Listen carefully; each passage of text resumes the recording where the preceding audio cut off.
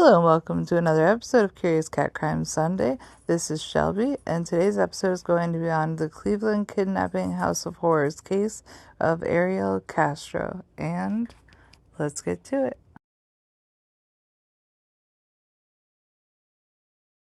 Today's case scans more than a decade, where women were tortured, women were kidnapped, and then they were rescued. And now the man who abused them for years is dead. More than a decade after the horrible crimes began, and just months after he was sentenced to life in prison, Castro is dead. He was found hanging in his prison cell on Tuesday night of the night that this article was written, which was a while ago. August 22nd, 2002.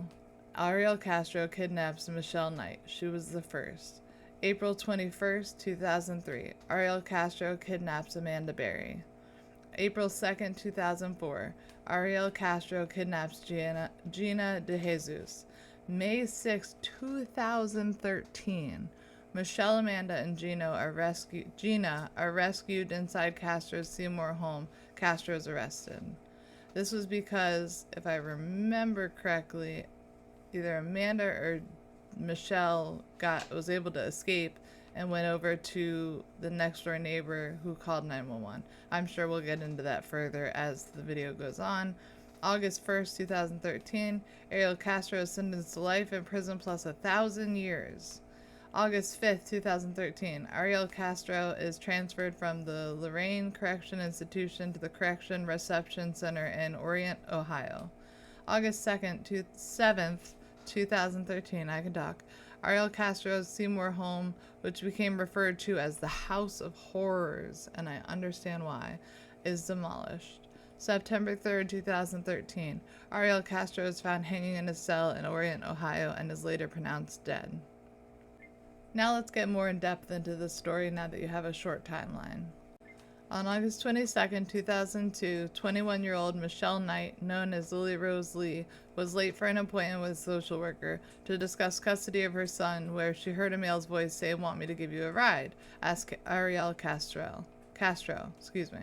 She knew his oldest daughter and said yes. It was a decision she would regret for a long time.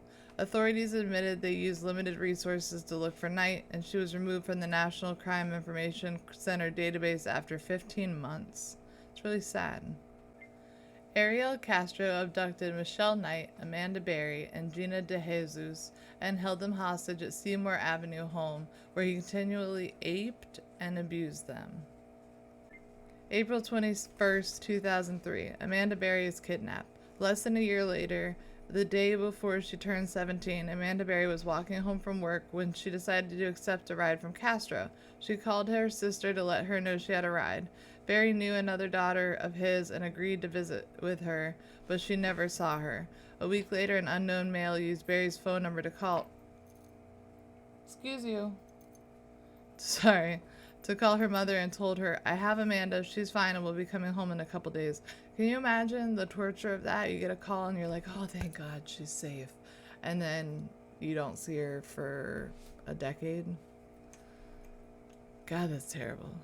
The following year, Castro offered a ride to a third person, this time Gina Dejesus, who was headed home from school. Like the rest, she knew one of his daughters, Arlene, who was the last person to see Dejesus before she disappeared. Castro used his car as a ruse to get Dejesus to his house, telling her he was dropping her off at home. She was the youngest, at just age 14. I will post a photo of the House of Horrors here, as it is known. Berry, Dejesus, and Lee were chained and locked inside Castro's boarded-up home at 2207 Seymour Avenue in Cleveland. They were deprived of food and basic hygiene. Instead of having access to the restroom, they were given buckets to use. Dejesus and Knight were chained together and shared a room on the top floor. Berry lived separately, and on Christmas Day 2006, she gave birth to a daughter. While she remained in chains most of the time, Castro occasionally took their daughter outside. Knight became pregnant 5 times and miscarried after Castro abused her in an effort to terminate the pregnancies. May 6, 2013. Berry makes a call and all the women escape. On May 6, 2013, Barry broke through the boarded front door of Castro's home with the help of a neighbor across the street. She frantically called 911. "Help me, I'm Amanda Barry." "No, I'm not making fun of her." It was in quotes. She said, "I've been kidnapped and I've been missing for 10 years and I'm here. I'm free now." When police arrived, they discovered Dejesus and Lee hiding inside the house. Castro forgot to bolt the door shut when he left for a meal with his family. How can you have a family and do these things? How can you do these things in the first place? In their first appearance following their escape, the trio released a joint video and expressed their gratefulness to the public's support. "Everyone who's been there to support us is a blessing," Barry said.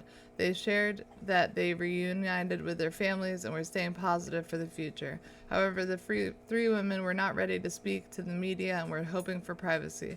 "The three women still have a strong desire for privacy," said James Woolley, an attorney for Barry and Dejesus. "They do not want to talk about their ordeal with the media or anyone else. This cannot be stated strongly enough. We thank everyone for the privacy and courtesy shown to Amanda, Gina, and Michelle over the last few months and ask for this to continue." Oh, man. August 1st, 2013. Ariel Castro is sentenced to life in prison.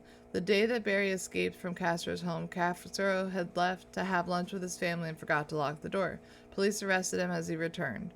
On August 1st, 2013, Castro, 53 at the time, was sentenced to life in prison plus 1,000 years for his guilty plea to 937 criminal counts in the case, including kidnapping and ape.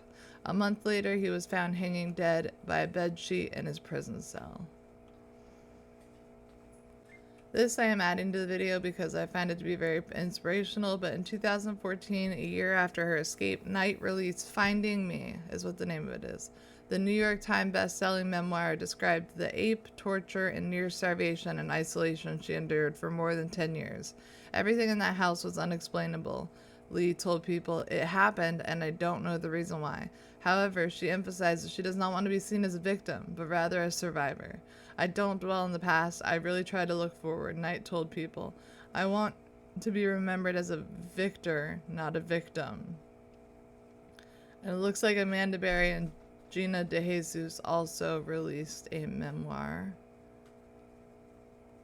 So to tell you a little more about Ariel Castro, he was born July 10th, 1960 and died September 3rd, 2013, as we went around already.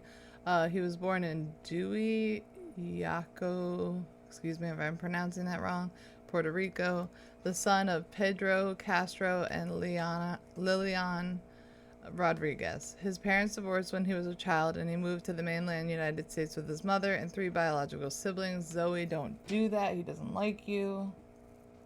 Sorry. His parents, I read that, sorry.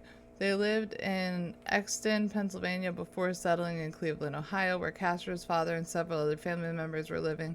Castro had 9 siblings, both full and half, and graduated from Cleveland's Lincoln West High School in 1979. Castro met his girlfriend, Gramilda Figueroa, when his family moved in the house across the street from hers in 1980. Castro and Figueroa lived with both sets of their parents until they moved into their own home in 2207 Seymour Avenue, located in Cleveland Tremont neighborhood, in 1992. Their home was a two-story, 1,400 square foot, 4-bedroom, 1-bathroom house and 760 square foot unfinished basement built in 1890 and remodeled in 1956. Don't know why I told you that. You didn't need to know that, but in case you were wondering. According to Figueroa's sister, Elida Caraballo, she said all hell started to break loose when the couple moved into their new home. Caraballo claimed that Castro beat Figueroa, breaking her nose, ribs, arm, and causing blood clots on her brain that resulted in an inoperable tumor. He also threw her down a flight of stairs, cracking her skull. In 1993, Castro was arrested for domestic violence but was not indicted by a grand jury. In October of 1996, Figueroa moved out of the house and secured custody of their 4 children. Police assisted in the move and detained Castro, but they did not press charges. Castro continued to threaten and attack Figueroa after she left him, according to Caraballo. Figueroa filed charges in 2005. Domestic relations court accusing Castro of inflicting multiple severe injuries of her and frequently abducting their daughter. The court granted her a temporary restraining order against Castro, but it was dismissed a few months later. Figueroa died in 2012 due to complications of her brain tumor. Friends and relatives gathered on Denison Avenue on April 29, 2012 for a memorial service in her honor. Wow, that was right before he was dead or they were captured. Now I'm forgetting timelines. Before his arrest at the age of 52, Castro worked as a bus driver at Cleveland Metropolitan School District. Oh, geez, that's terrible. Until he was fired in November 2012 for bad judgment, including making an illegal U-turn with infants and toddlers on the bus. Using his bus to go grocery shopping, leaving a child on the bus while he went to lunch at KFC, leaving the bus unattended while he took a nap at home. He was earning $18.91 per hour when he was discharged. At the time of his arrest, Castro's home was in foreclosure after 3 years of unpaid real estate taxes. I can talk. So we know Castro abducted his victims by offering them a ride. He drove each to his home, lured them inside, and took them to the basement and restrained them at first. So Michelle Knight was born August 23rd, 1981. Disappeared, as we said, August 23rd, 2002, after leaving a cousin's house. She was 21 at the time. On the day of her disappearance, she was scheduled to appear in court for a child custody case involving her son Joey, who was in the custody of the state. Following Knight's rescue, police acknowledged that limited resources had been spent to investigate her disappearance, in part because she was an adult. Authorities believed she had run away voluntarily due to anger over losing custody of her son. According to Cleveland Department Police Chief Ed Tomba, she was the focus of very few tips. Some criticized her subsequent removal from the National Crime Information Center, or NCIC, database 15 months after she disappeared, which means her largely unknown prior to her rescue. The Cleveland Division of Police, or the CDP, the Federal Bureau of Investigation, or the FBI, maintained that her inclusion or exclusion had no bearing on her rescue. Now to Amanda Marie Berry, born April 22nd, 1986. Disappeared April 21st, 2003, the day before her birthday. Yeah, the day before her 17th birthday. She was last heard from around 8 p.m. when she called her sister to tell her that she was getting a ride from her job at Burger King at the corner of Lorraine Ave and West 110th Street. The FBI initially considered her a runaway until a week after her disappearance, when an unidentified male used her cell phone to call her mother and said, "I have Amanda, she's fine and will be coming home in a couple of days." Berry was featured in 2004 segment of the Fox America's Most Wanted, re-aired 2005 and 2006, which linked her to Gina Dejesus, who by that point had also gone missing in Cleveland. Berry and Dejesus were profiled in Oprah Winfrey's Show and The Montel Williams Show, where self-proclaimed psychic Sylvia Brown told Berry's mother, Lowana Miller, in November 2004 that her daughter was dead and that she was in water. This pronouncement devastated her mother, causing her to take down pictures and give away Berry's computer. However, Miller continued to search for Berry before dying from heart failure in early March 2006. Man, she never got to see her kid. Later that year, December 25, 2006, Berry gave birth to a daughter. DNA evidence confirms that Castro was the father of the child. Robert Wolford was a prison inmate who lived in Termont, and he claimed in July 2012 that he had informed about location of Berry's body. He led the police to an empty lot in Cleveland's West Side where they conducted a fruitless search. He was sentenced in January 2013 to 4.5 years in prison for obstruction of justice and making a false alarm. Georgina Lynn Dejesus, born February 13th, 1990. Oh, that's my mom's birthday, not the same year, but the same day. Went missing on April 2nd, 2004 at age 14. She was last seen at a payphone around 3 p.m. while on the way home from her middle school at West 105th Street and Lorraine Avenue.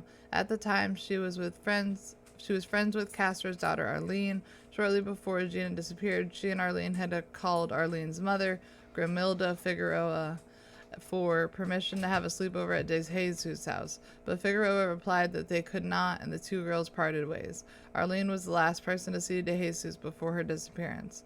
Dejesus was under the impression that Castro was picking her up to drop her off at home, and she trusted Castro because she was friends with his teenage daughter. No one witnessed her abduction, and an Amber Alert was issued, which angered her father. He said in 2006 the Amber Alert should work for any missing child, whether it's an adoption, a runaway, a child in need to be found. We need to change this law. A year after Dejesus' disappearance, the FBI released a composite sketch. I will post it here.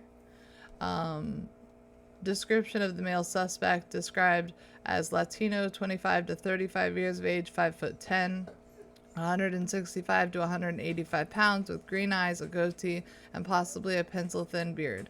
According to court records, Castro was 5'7", 179 pounds, brown eyes, and a goatee.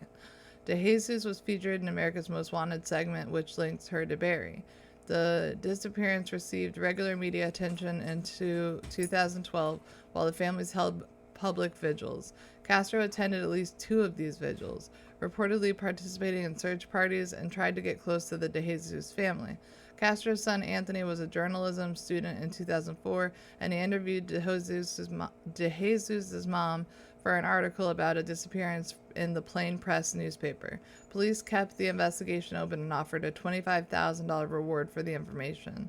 According to Castro's uncle, his family knew that Dejesus' family and had lived in the same neighborhood.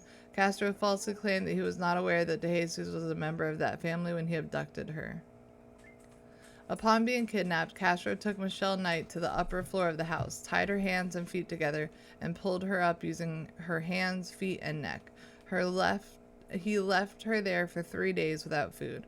Prosecutors said Castro's sentencing wrote that a diary kept by the victims speaks of forced sexual conduct, being locked in dark rooms, anticipating the next session of abuse, dreams of someday escaping and being reunited with family, being chained to a wall, being held like a prisoner of war, missing the lives they once... Get off my computer so you don't turn it off.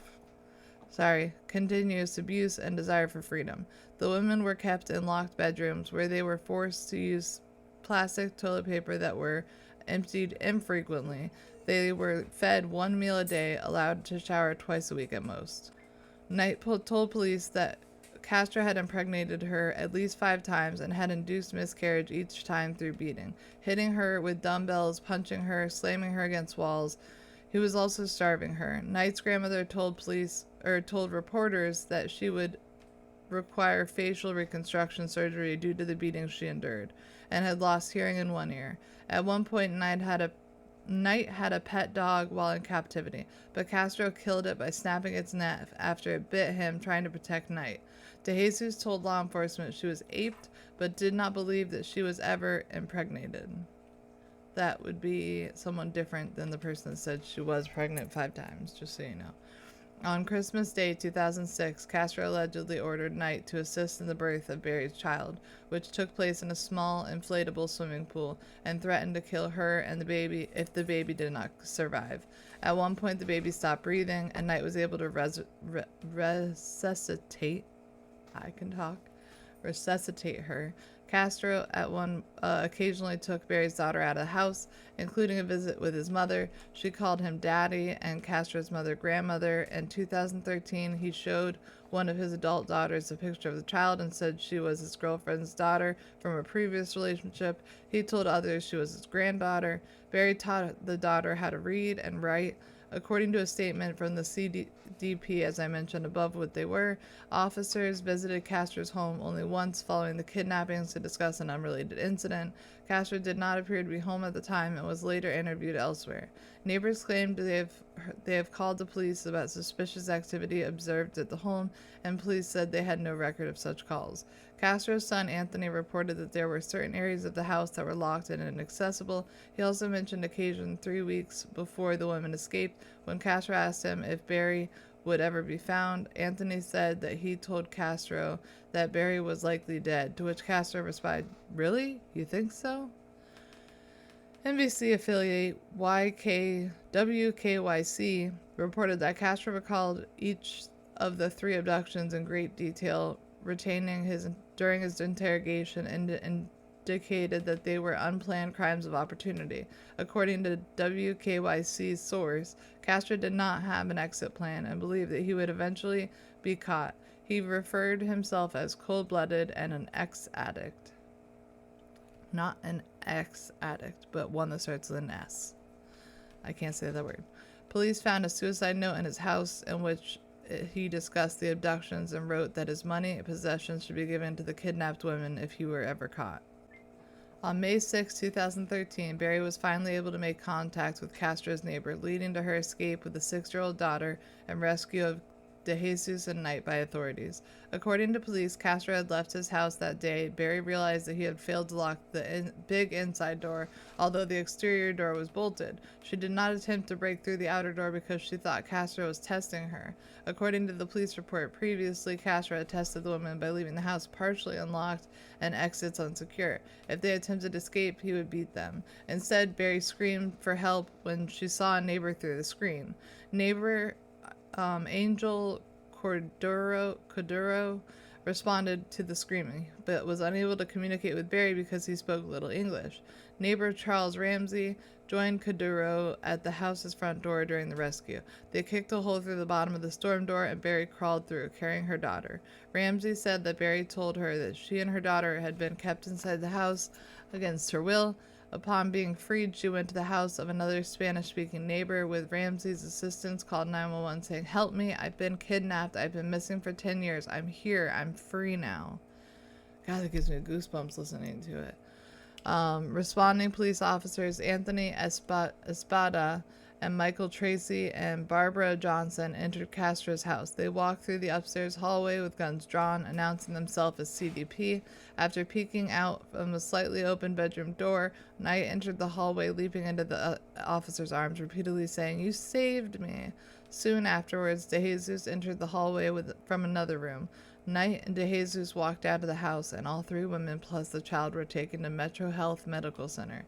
Barry and Dejesus were released from the hospital the next day. Knight was discharged 4 days later on May 10th. Castro was arrested shortly after the victims were rescued. He was charged with 4 counts of kidnappings, 3 counts of ape on May 8th, with carrying prison sentence of 10 years to life in Ohio. 2 of Castro's brothers, Pedro and O'Neill, were also initially taken into custody but were released May 9th after police announced they had no involvement in the kidnappings. The charges against the 2 brothers were dropped.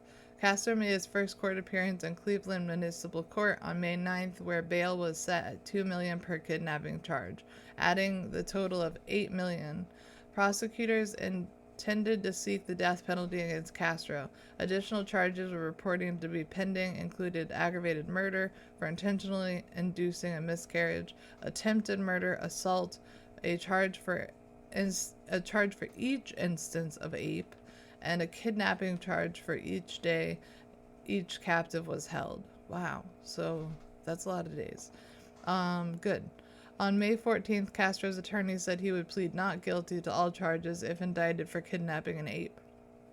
I can't pronounce this word, but a county grand jury returned the true bill of indictment against Castro on June 7th. It contained 329 counts, including 2 counts of aggravated murder under different sections of the Ohio Criminal Code for his role in the termination of one of the women's pregnancies. The indictment coverage only the period from August 2000 to February 2007. The county prosecutor, Timothy J. McGinty, stated that the investigation was ongoing and that further findings would be presented to the grand jury. McGinty said the pursuing of death penalty specification would be considered following completion of indictment proceedings. After entering a not guilty plea for Castro on June 12th, one of his attorneys, not even going to try to say that, starts with a W. I'm going to call him Craig W.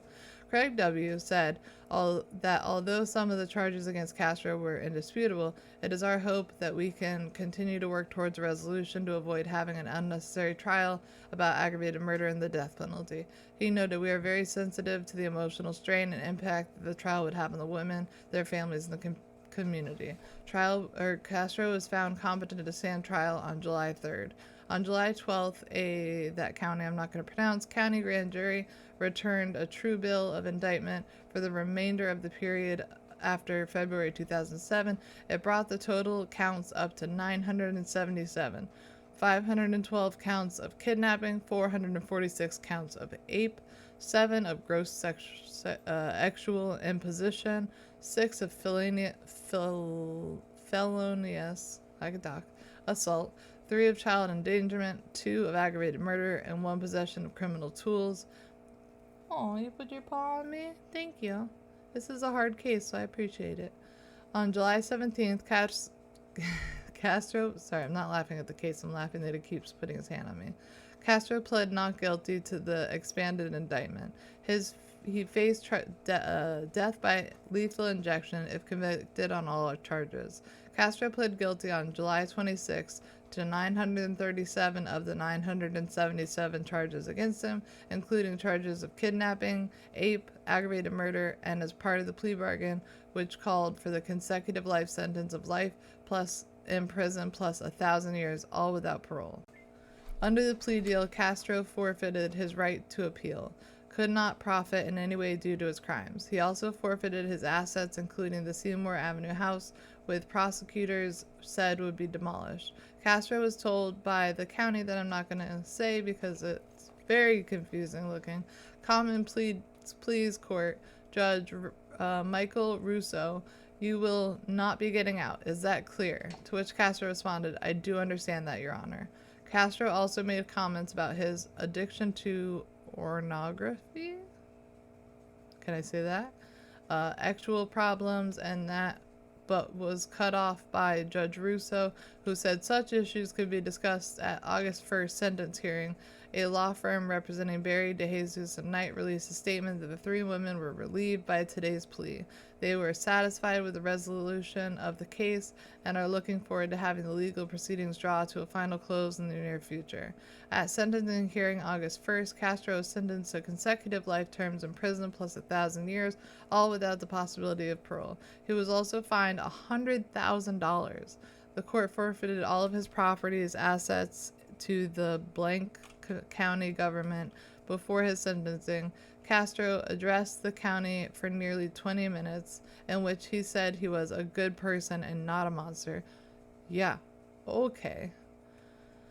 But that he had addiction to X and pornography and had practiced the art of self-touching from a young age. He claimed, you know what?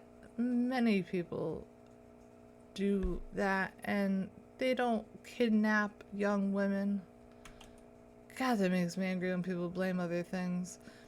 He claimed that he had never beaten and tortured the woman and insisted that most of the X he said with them was consensual. Yeah, sure. He shifted between apologizing to blaming the FBI for failing to catch him, as well as blaming the victims themselves for getting in a car with a stranger. Wow. What a terrible person. Oh, you put your head on me? Sorry, he's so cute. Along with insisting, it really makes this case a lot easier to have a cat next to me because this is just rough. Along with insisting to the court that when he had X with them, he discovered they were not virgins. He would alternatively switch back to apologetic comments saying, I hope they can find it in their hearts to forgive me because we have a lot of harmony going on in the home. Harmony? What kind of harmony includes kidnap, false imprisonment, having a child with someone who doesn't want to have a child with? Oh my God. What is wrong with this man? The sentencing judge also heard from Knight and family members of Barry and Dejesus. Knight told Castro, you took 11 years of my life away. I spent 11 years in hell, and now that your hell is just beginning. I will overcome all that has happened, but you will face hell in eternity. I will live on, and you will die a little every day as you think of the 11 years of atrocities that you inflicted on us. I can forgive you, but I will never forget. So, if you couldn't tell, this video is very out of whack. It's out of sequence, it's out of order, it tells a story, but it's a little wacky. I am sick today, and it's just the best that I could do. So I hope you enjoy. I hope you have a great Sunday along with a great week ahead of you. Thank you so much for joining me and Ziggy, and I hope you have a great week. All right, thank you for watching. Bye.